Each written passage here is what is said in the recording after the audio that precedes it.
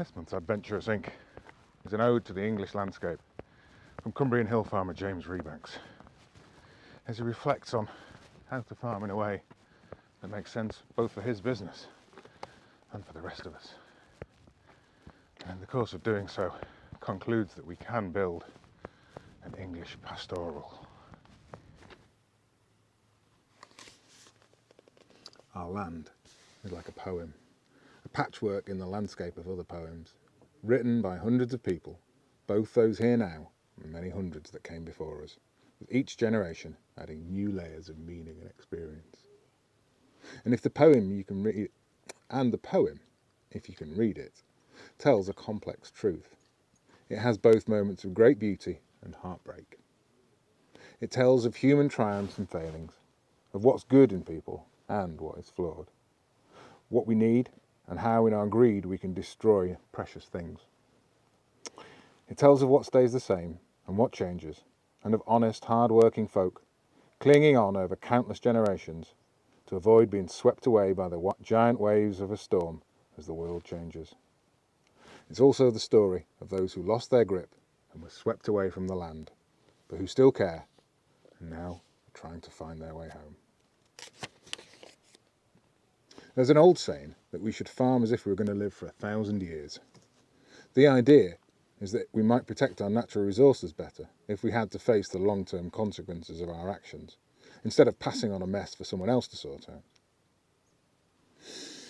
I find the thought of 1,000 years in future rather daunting and impossible to comprehend. Who's rich enough to be that holy? A few aristocrats or large conservation organisation perhaps, but no one with any sense who doubts the need for change. The statistics on the decline of wildlife in British farmland are damning, and the climate is doing weird and terrifying, unprecedented things. We know that change is needed, but we have to work out what that change should be and how we can deliver it. While we're neck deep in the realities of our age. Technically, the best thing we could do for nature in most landscapes is not to be there at all. Ecological despair at the scale of our impact has led some to suggest we should do just that, and embrace the worst intensive farming practices in some places in order to spare as much land as possible for wild nature. And while such desperation is understandable, the potential solution won't actually work. The theorised spare land rarely becomes the wilderness that's promised. And even if this weren't the case, large tracts of the countryside couldn't be considered wild in any meaningful sense, because of essential human infrastructure, roads, railways, housing. And even if wild uplands were possible, these places could never exist isolated as ecosystems. To be anything approaching approximately wild, there'd need to be a seasonal migration of large herbivores in large numbers between the uplands and the lowlands, and large carnivores moving around them in the country. That kind of truly wild landscape, and some of the species that made its function, has gone and isn't coming back. But thankfully, we don't have to recreate an impossible past, as many species actually thrive in traditional farmland, especially in areas like hay meadows, coppiced woodland and hedgerows. Many of our farmland species have now become so rare we need to be careful not to lose the last remnants of traditional farmed landscape that remain. A bird like a curlew has existed alongside mankind for so long that no one is quite sure where it lived in the distant wilder past. That isn't to say that we don't need wild places, and big ones. Of course we do.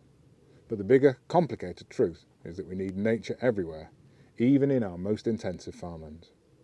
To make them sustainable, we need to find workable compromises. And in most of our landscapes, there'll never be perfect single-use solutions, pure wilderness or pure productivity. We need to put farming and nature back together again. We can still work the land and have healthy soil, rivers, wetlands, woodlands and scrub. We can have fields full of wildflowers and grasses, swarming with insects, butterflies and birds. We just have to want it enough to legislate for it and to pay for it. To do this, we have to opt out of the cheap food dogma that has driven farming and food policy for the past few decades. We might have to stop gullibly accepting every new technology and ideology and care instead about some fairly simple, old technologies and ideas. One of the best ways to create a better rural landscape is to mobilise the farmers and other country people working with what's left of their old culture of stewardship and tapping into their love and pride of the land. We can build a new English pastoral. Not a utopia, but somewhere decent for us all.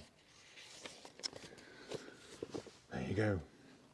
Very wise words from James Rebanks. From here in Cumbria. I hope you enjoyed.